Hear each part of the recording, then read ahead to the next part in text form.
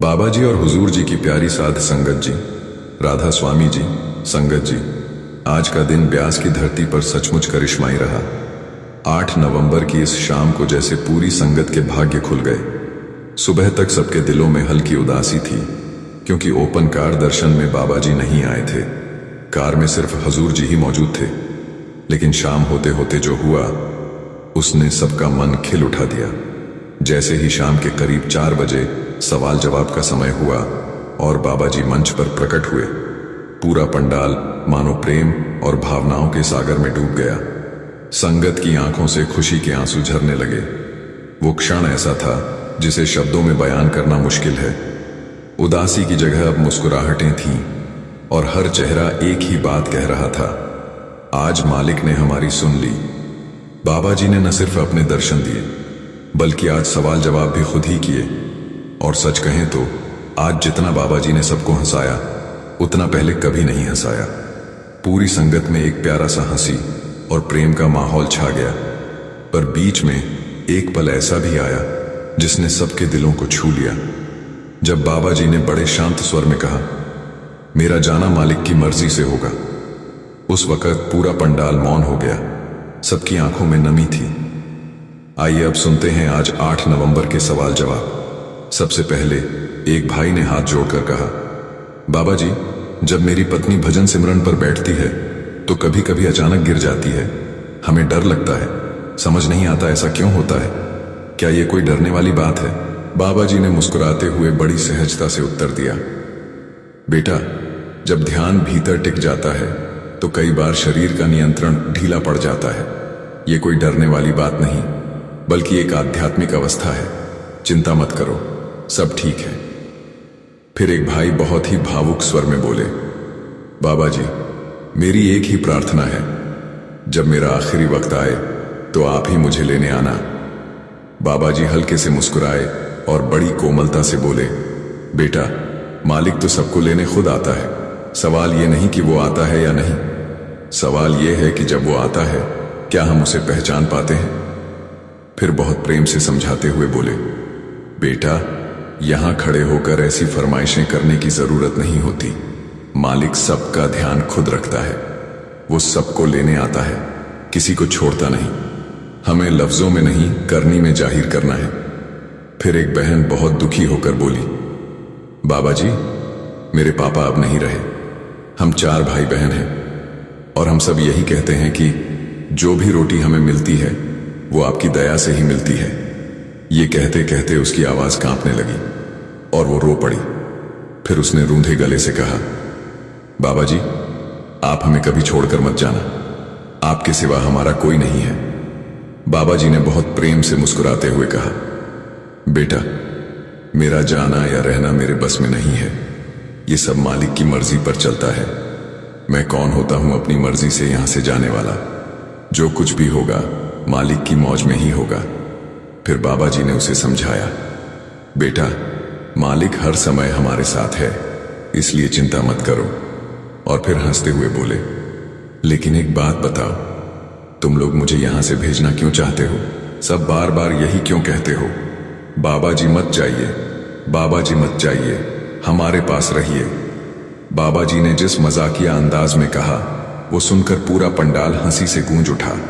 फिर बाबा जी ने मुस्कुराते हुए वही बात दोहराई, सब कुछ मालिक की मौज से होता है।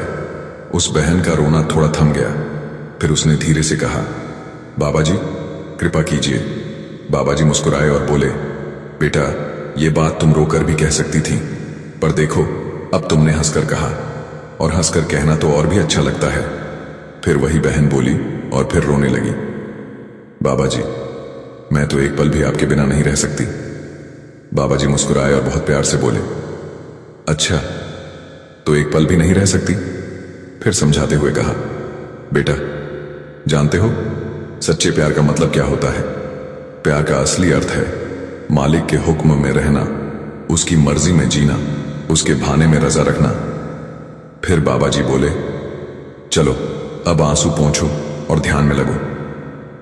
ये सुनते ही संगत फिर से हंसने लगी, लेकिन वो बहन फिर से रो पड़ी और बोली, बाबा जी, आपके बिना मैं बहुत अकेली महसूस करती हूं।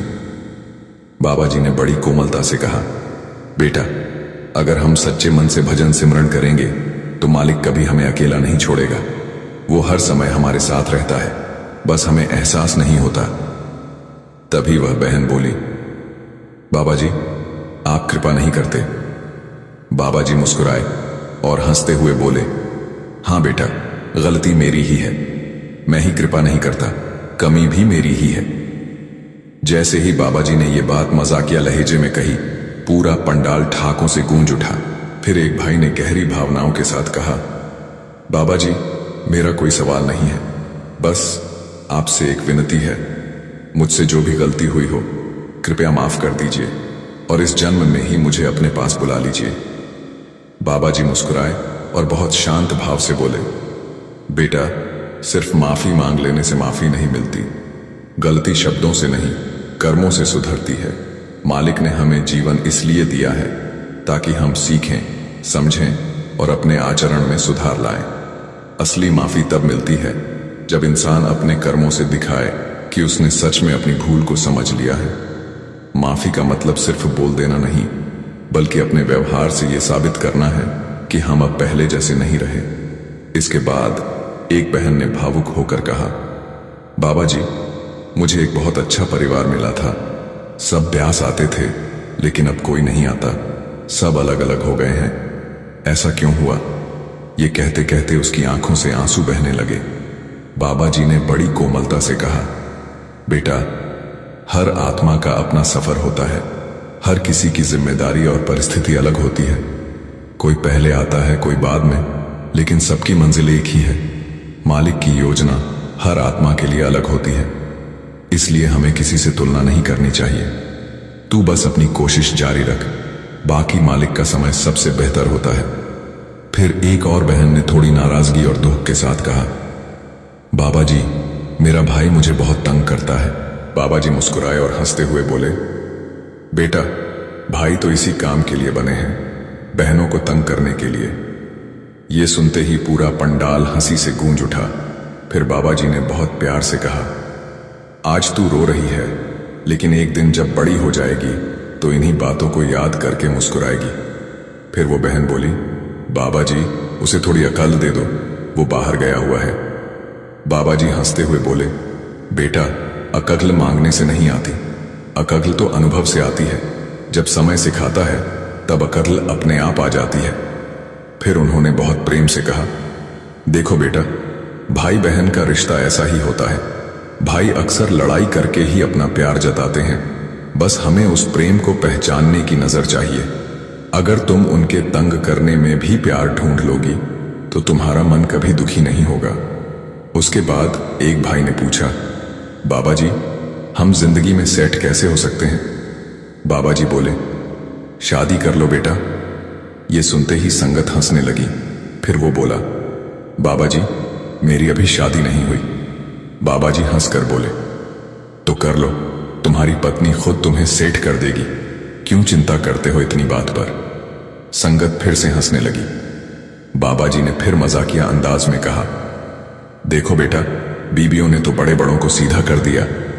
इतना सुनते ही सारी संगत हंसी से लोटपोट हो गई। फिर उसी भाई ने हाथ जोड़कर कहा, बाबा जी, हमारे सिर पर अपना हाथ रखिए। बाबा जी मुस्कुराए और बोले, अगर मैंने सिर पर हाथ रखा तो तेरे बाल बिगड़ जाएंगे। वो बोला, कोई बात नहीं बाबा जी, बिगड़ने दीजिए। बाबा जी बोले, तो फिर बाल ठीक से संवार कर आना, मैं 2 मिनट में ही उन्हें बिगाड़ दूंगा। फिर बाबा जी हंसते हुए बोले, शादी कर लो, जब तेरी पत्नी आएगी वो खुद तेरे बाल बिगाड़ देगी। इस बात पर पूरी संगत फिर से हंसने लगी। फिर एक बहन रोते हुए बोली, बाबा जी, राधा स्वामी जी। उसके साथ एक लडेडेच का खड़ा था। बाबा जी ने मुस्कुराकर कहा, देखो, तुम दोनों तो बहुत खुश लग रहे हो। वो बोली, बाबा जी, हां, पर सब्र नहीं रहता। बाबा जी बोले, ठीक है, सब्र रखो, बीबियों को तो सब्र की जरूरत होती है। बहन बोली, हां जी बाबा जी। बाबा जी मुस्कुराए और बोले, हां जी बाबा जी, यही तो सबसे प्यारा जवाब है। संगत फिर से हंसी में डूब गई। फिर वही बहन बोली, बाबा जी, मेरा भाई मुझे मारता है।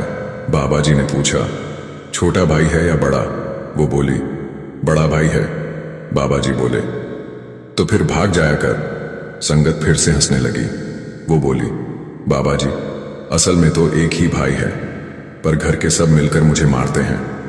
बाबा जी हंसकर बोले, तो बेटा, तू भी कुछ ना कुछ बोलती तो जरूर होगी, तभी तो मारते हैं। बेवजह कोई क्यों मारेगा।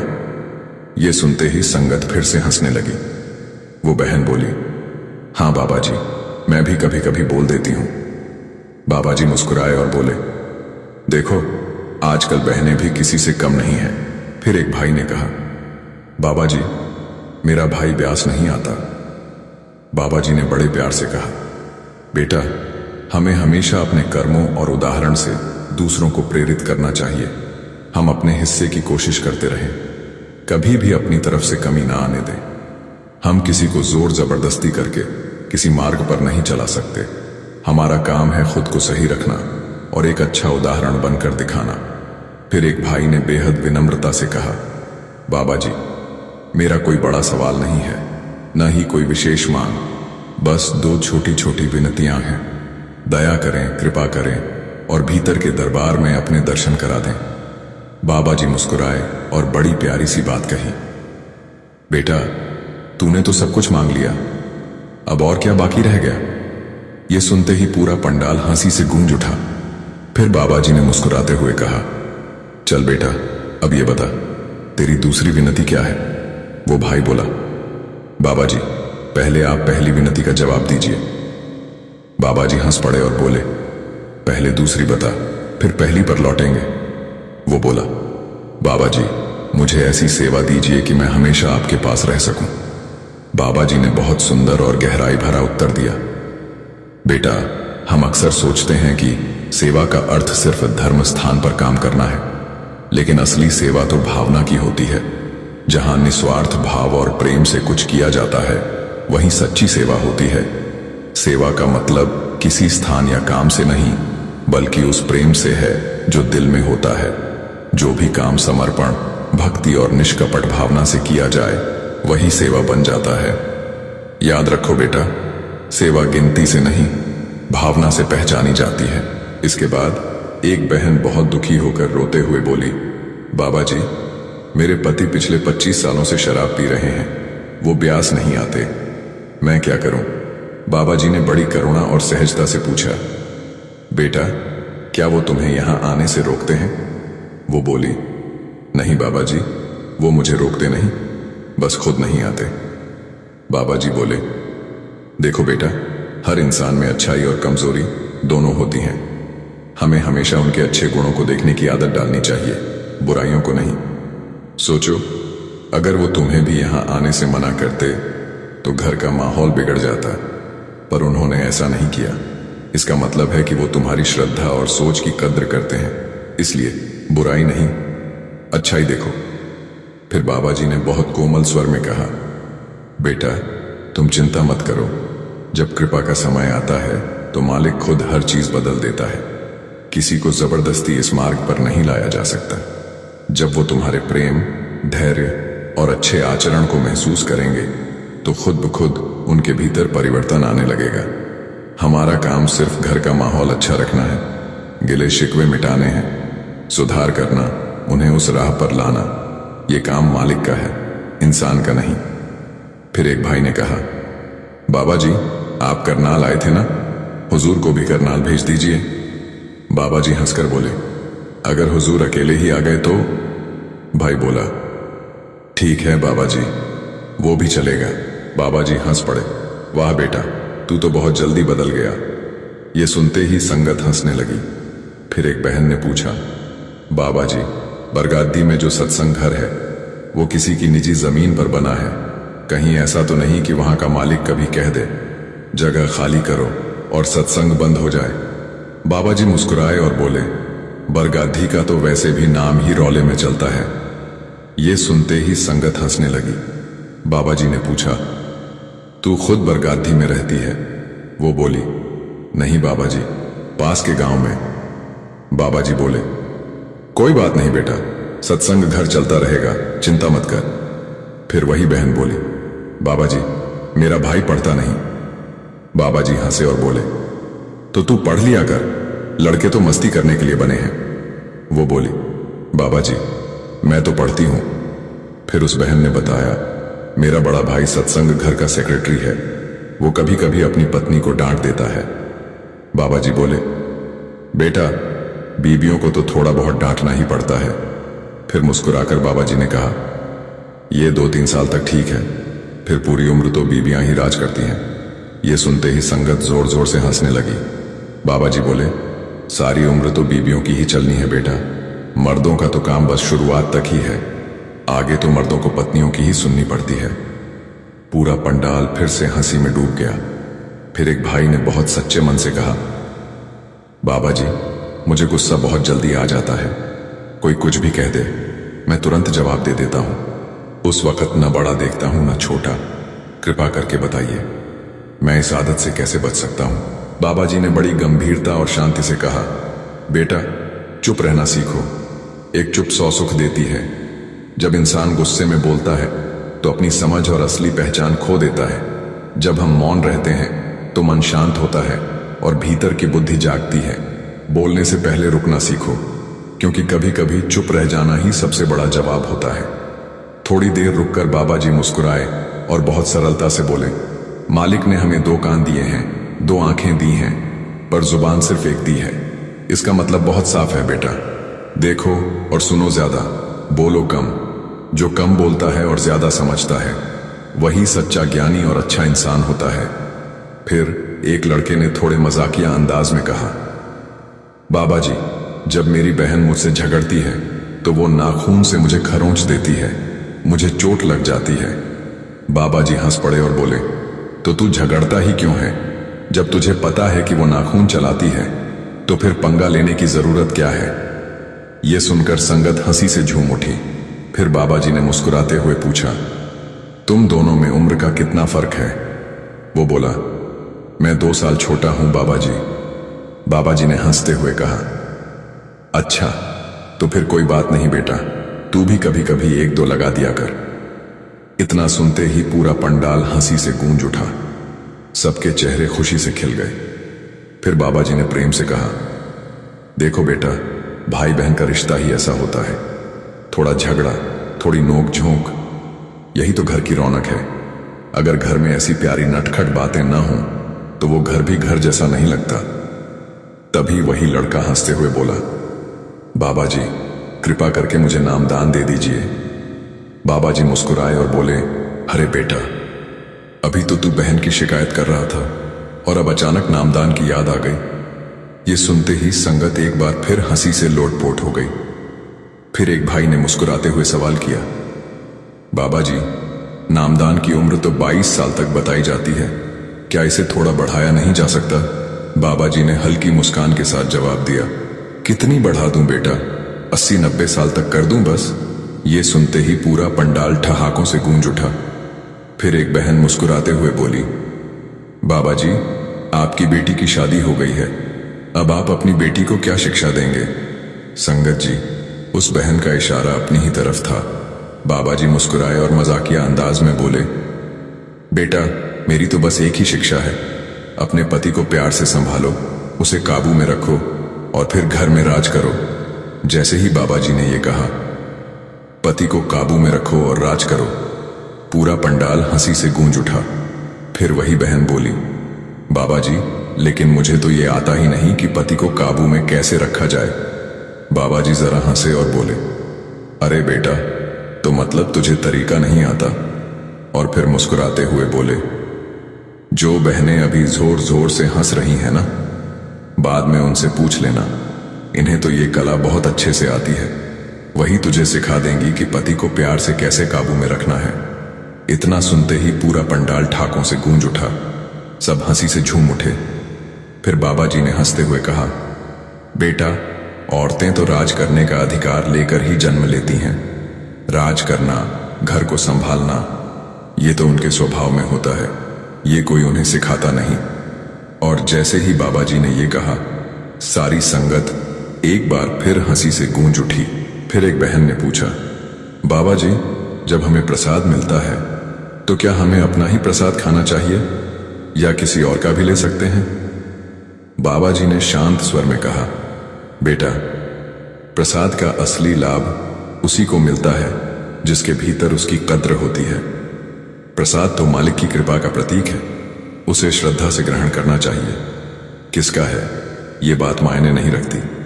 अगर मन में विश्वास है और श्रद्धा है तो प्रसाद को ग्रहण करना चाहिए। फिर एक और प्रश्न हुआ, बाबा जी, कबीर साहिब का सत्संग है, कर नैना दीदार महल में प्यारा है, उसमें अलख पुरुष का उल्लेख है, तो वहां पुरुष शब्द क्यों जोड़ा गया? क्या वहां कोई परमात्मा देह रूप में है? बाबा जी मुस्कुराए और बोले, बेटा, शरीर तो बहुत पीछे रह जाता है। परमात्मा न कोई रूप रखता है, न रंग, न आकार। अब उन्होंने पुरुष शब्द क्यों जोड़ा, ये वही जाने। असल में मालिक का कोई साकार रूप नहीं होता। फिर बाबा जी ने डॉ जॉनसन के प्रसंग का जिक्र किया। उन्होंने बताया, जब डॉ जॉनसन किताब लिख रहे थे तो महाराज जी ने कहा था, पहले त्रिकुटी तक पहुंचो, फिर असली ज्ञान समझ पाओगे। बाबा जी बोले, देखो बेटा, जो बाहरी ज्ञान है वो केवल समझाने के लिए है। सच्चा ज्ञान तो भीतर से आता है। जब आत्मा शब्द से जुड़ती है तभी सच्चा अनुभव होता है। फिर बाबा जी ने कहा, इसीलिए कहा गया है, ज्ञान ध्यान धुन जानिए, अकथ कहा वै सोई। इसके बाद एक बहन ने बहुत सादगी से पूछा, बाबा जी, जब मैं ध्यान में बैठती हूं तो मेरे माथे पर जोर सा पड़ता है, लेकिन अभी मुझे नामदान नहीं मिला है, ऐसा क्यों होता है? बाबा जी ने बहुत शांत और समझदारी भरे स्वर में उत्तर दिया, बेटा, यही वजह है कि कहा जाता है, जब तक नामदान न मिले तब तक लंबे समय तक ध्यान में नहीं बैठना चाहिए। जब कोई बिना नामदान के ध्यान लगाने की कोशिश करता है तो मन अस्थिर हो जाता है, डर और बेचैनी महसूस होती है। लेकिन जब मालिक की दया से नामदान प्राप्त होता है तो वही मन स्थिर हो जाता है, भीतर शांति उतर आती है। फिर बड़े प्रेम से बाबा जी बोले, इसलिए बेटा, जब भी भीतर की यात्रा शुरू करनी हो तो पहले नामदान लेकर ही बैठना, तभी वो यात्रा सुरक्षित और सही दिशा में होती है। संगत जी, ये थे आज 8 नवंबर की शाम 4 बजे के प्रेम भरे सवाल जवाब। कल फिर से मालिक की दया से बाबा जी या हुजूर जी सत्संग फरमाएंगे, तो आप सब जरूर जुड़िएगा।